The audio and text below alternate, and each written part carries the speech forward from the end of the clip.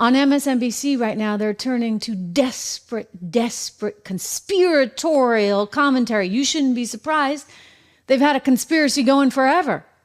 And then when reality hits them in the face, like Hunter Biden's laptop, they refuse to believe it, and they'll string together a bunch of ex-deep state type folks to come and tell you, like the former deputy director of the CIA, that, oh no, this isn't possibly true.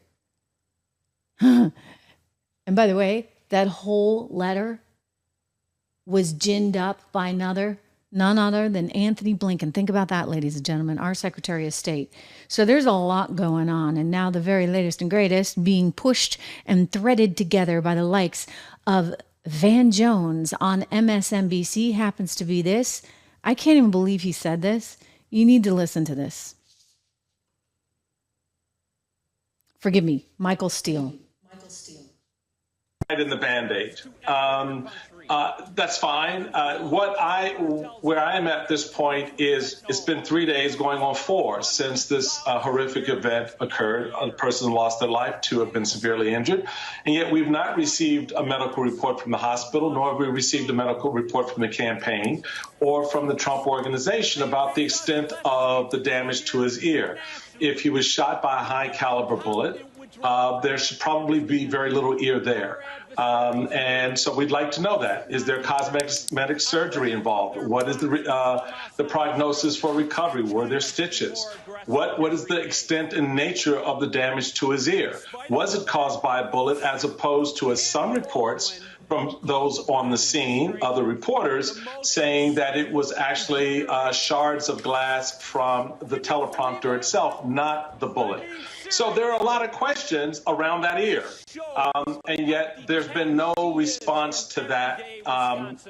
Instead, just showing the image of the man coming into right. the hall with the wounded ear. Let me jump so in that's on the that. Politics. Let me jump in on that, and then we'll continue. We're looking at that photo.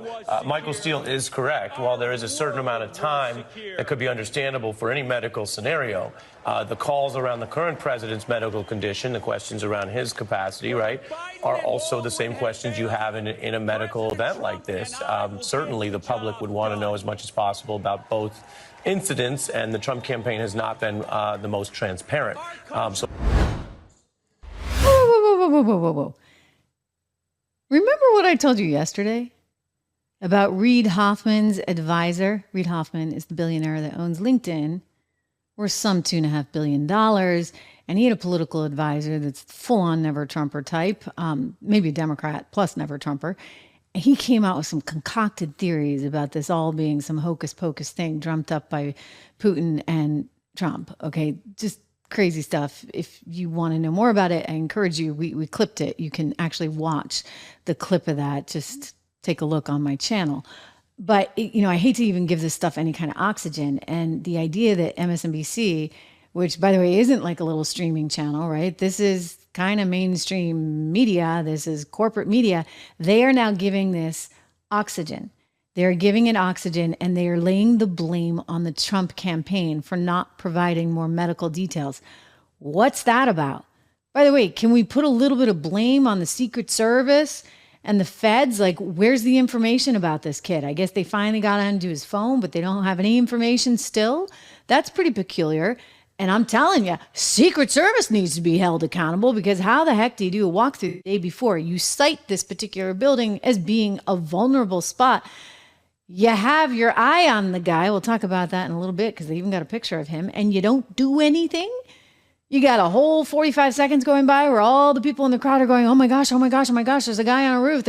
And nobody takes him out until he fires his shot. I mean, this is kind of an epic failure.